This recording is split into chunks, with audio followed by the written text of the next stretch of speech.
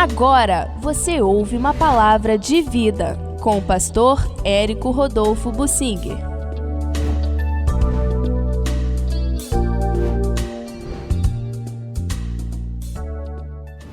O rei Saul, como descrito na Bíblia, a partir de um determinado momento começou a humilhar o seu servo Davi, usando as suas filhas de Saul. Vamos procurar lembrar dessa história. O Davi já estava sendo preparado pelo Senhor desde cedo.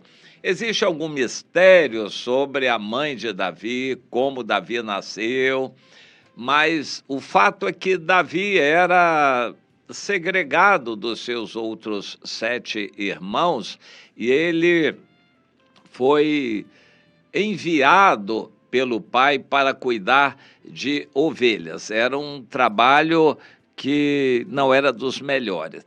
Quando se cuidava de ovelhas no local da pessoa, próximo da sua casa, a pessoa podia ir dormir em casa, é uma coisa. Mas havia uma missão difícil, porque o terreno lá é mais desértico, não um deserto completo de areia e muito calor, mas é um deserto assim árido, como o Nordeste brasileiro. E a maior parte é terra e pedra, mas tem um tufo de capim aqui, uma planta verde ali, outra acolá. Muito pouco verde naquele deserto. E os pastores levam as ovelhas para comer aquele pouco de verde que existe. E quando acaba, tem que ir para outro lugar. As ovelhas comem muito. Elas têm um saco dentro delas que precisa ser enchido para depois elas pararem e ruminarem. Em algum momento elas vão tirando comida daquele saco e mastigando a comida para aí sim digerir e jogar no estômago para fazer o processamento da alimentação.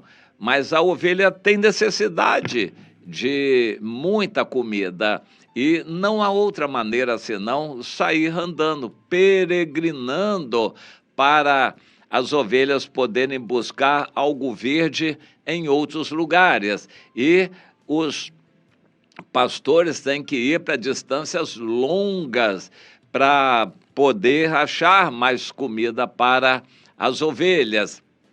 E eles têm que dormir fora de casa e no relento. Naquele clima não é problemático dormir no relento, porque eles levam a capa com eles e à noite o clima é seco, não tem sereno, não chove, e eles então se embrulham na capa, porque é frio.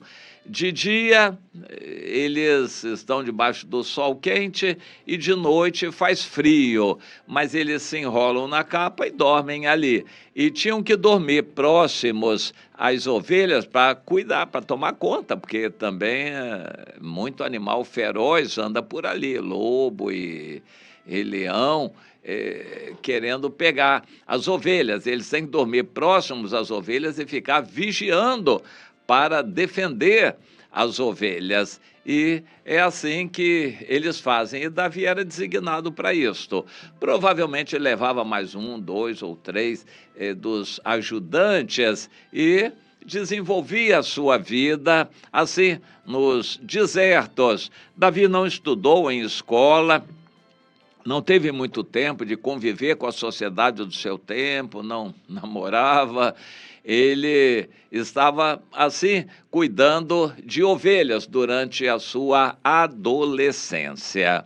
E ele aproveitava o tempo desenvolvendo algumas habilidades. Por exemplo, o ouvido, ele apurava o ouvido para poder ouvir os animais. Como ele foi criado num ambiente desértico, de silêncio, o ouvido dele ficou muito bom e ele utilizou isso para a música. Mas ele desenvolveu também a vigilância com o olho, precisava estar continuamente olhando, vigiando para ver a chegada de algum animal selvagem que queria pegar alguma ovelha. Ele desenvolveu também outras habilidades, a força. Ele tinha que enfrentar os animais, eles valorizavam isto, a força física, e ele, de alguma forma, exercitava a força física. Provavelmente, Davi treinava com seus ajudantes ali alguma luta corporal, ele também desenvolvia isto. E também desenvolvia a habilidade musical criando instrumentos de ritmo, instrumentos de cordas. As cordas eram feitas de peles de ovelhas que molhavam e enrolavam, e as cordas, então, eram feitas de peles de ovelhas, assim, cortadas em fios, em faixas, e molhadas e enroladas, e elas formavam, então, uma corda, um barbante bem resistente. E aquilo era colocado num arco, formando uma harpa, com cordas, cada uma esticada um pouco mais do que a outra. Então, isso dava a afinação e criava, então, um instrumento, uma harpa, que é maior, ou uma lira, que é uma harpa menor. E Davi treinava e tirar sons dali. Provavelmente ele pegava lá uma vara de bambu, fazia uma flauta e instrumento de sopro e outros instrumentos de ritmo. Ia treinando a arte musical. Tudo isso valeu muito para Davi.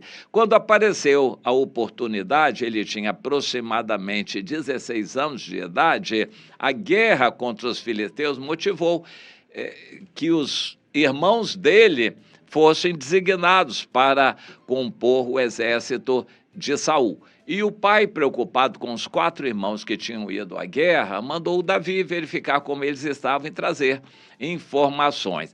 Para não ir de mãos vazias, ele deu algumas coisas para os irmãos, inclusive alguns queijos para levar para os comandantes também. Davi foi. Quando chegou lá, se deparou com aquele quadro aterrador, que era o gigante Golias ofendendo, desafiando todo o povo de Israel, chamando-os de covardes, e Davi viu aquilo e sentiu o sangue esquentar, e aquilo foi para ele um desafio. E depois de alguns entreveros ali, conversas e coisas assim, ele decidiu ir falar com o rei Saul. E disse ao rei Saul, primeiro ele teve que conseguir as boas graças de alguém que o levasse a Saul, no caso o Abner, que era tio de Saul, o primo, e o comandante do exército. E o Davi foi levado a Saul. Ele disse: olha, eu luto contra esse gigante. Mas você não é guerreiro.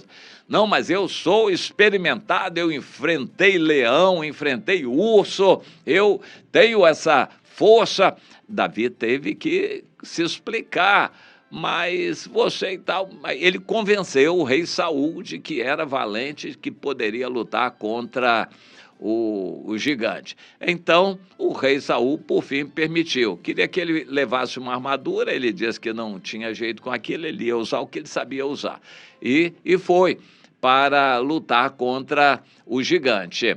E Davi usou aquela estratégia que já é conhecida de provocar a ira do gigante, para o gigante poder vir logo, sair de perto de suas tropas e vir para perto das tropas de Israel. Isso foi uma tática de Davi, tirar o gigante de perto do escudeiro dele, de perto das tropas e trazer mais para cá. Ele despertou a ira, provocou o gigante veio com muita raiva, querendo arrebentar Davi. Davi observou bem a situação, a armadura do gigante o protegia em todo o corpo, menos no olho, porque o gigante precisava olhar. Então, toda a armadura cobria a cabeça, pescoço e tal, e, enfim, o peito, os braços, mas não cobria o olho, porque a pessoa precisava enxergar. Então, Davi disse: eu vou mirar ali no olho dele. Pegou uma pedra, ele era experiente em atirar pedras com a funda, e então pegou uma pedra, mirou e rapidamente jogou e acertou no olho ali, na testa do gigante. A pancada foi muito grande, inesperada, o gigante não esperava e o gigante caiu. Momentaneamente caiu, ele não morreu com a pedra não, mas quando ele caiu, Davi mais que depressa correu para cima dele, o escudeiro não estava perto, puxou a espada do próprio gigante Golias e com ela cortou o pescoço dele. No pescoço, a armadura é descontínua, o capacete não emenda na armadura, senão a pessoa nem anda. O capacete é separado e o pescoço fica mais ou menos livre. Davi cortou a cabeça do gigante pelo pescoço. Quando os filisteus viram o gigante caído, eles fugiram. Davi se tornou o grande herói de Israel e Saul colocou sobre tropas. Quando o rei Saul colocou Davi como chefe de tropas, aquilo foi uma mudança muito grande. Imaginem, um adolescente de 16 anos ser chefe de tropas, é algo difícil. Davi não se ambientou com aquilo, embora tenha feito um bonito trabalho disciplinando os soldados que estavam debaixo da autoridade dele, mas logo aconteceu. Ele se engrandeceu, se tornou famoso e despertou o ciúme do rei. E o rei, então, se indignou muito, porque as mulheres louvavam o Davi e não a ele, que era o verdadeiro rei, o chefe de Davi. Começou a olhar Davi de forma diferente e disse, eu tenho que pegar esse Davi de uma maneira que as pessoas não vão entender, mas eu preciso pegar esse Davi. Então disse, Davi, e bolou um plano. Você vai ser meu genro, vai casar com a minha filha mais velha, Merabe. O Saul procurou amarrar Davi. E Davi disse, quem sou eu, um jovem tão humilde para casar com a filha do rei? O rei, não, mas você vai ser meu genro. Só quero uma coisa de você, que você guerreie bastante, lute contra os filisteus. E o Saul pensou em fazer Davi morrer numa das batalhas, mas Davi só vencia, cada vez mais vencia, e o Saul ficou com mais medo ainda. Quando chegou o momento de ela ser dada a Davi, provavelmente, olha que situação, o coração de Davi já estava ligado com ela já estava gostando de Davi. Se os dois se casassem, eles seriam muito fortes, e o Saul não conseguiu o que ele queria.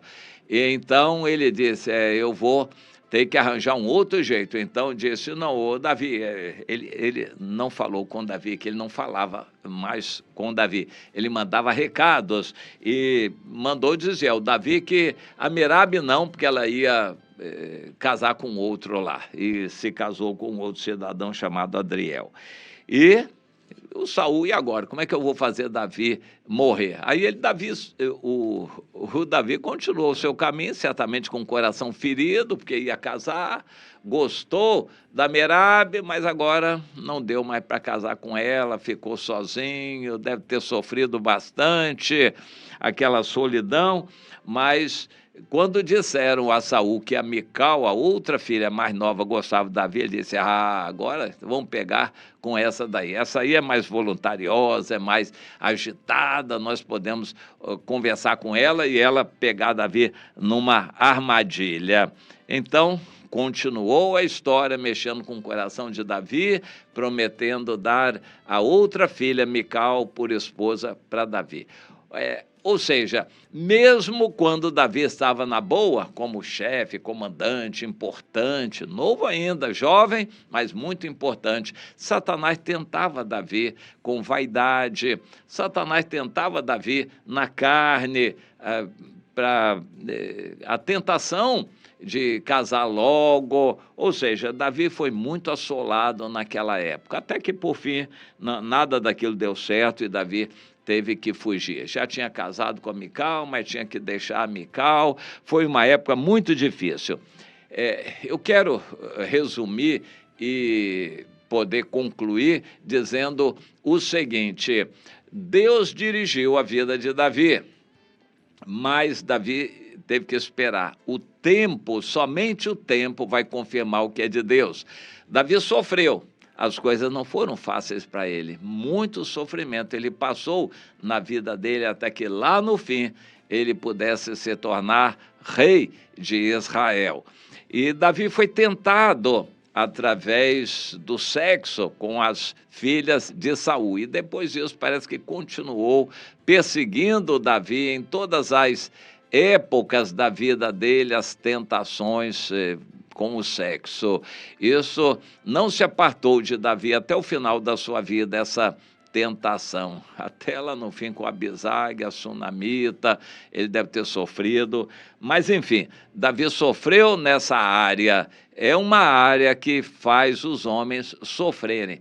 Mas Deus quer nos dirigir em todos os perigos da vida. Perigos com inveja, ciúmes de pessoas e afrontas de homens, perigos de tentação do pecado, perigos de glória e vanglória, e tudo isto são perigos que nos tentam, nos rondam para nos fazer cair. Mas quem é de Deus, coloca Deus acima de tudo, e o pecado a gente tem que abominar. Não queira o pecado. Se pecou, se arrependa rapidamente, mas não abrace o pecado, não acoberte o pecado, não queira continuar no pecado. Davi sofreu a vida inteira com o assédio do pecado. Isso foi uma luta terrível para Davi, mas o coração dele era de Deus e no final ele se arrependia, chorava, se humilhava. Que você seja assim também. Deus vai abençoar você, mas odeie o pecado, queira o Senhor, mas abomine o pecado de todo o seu coração.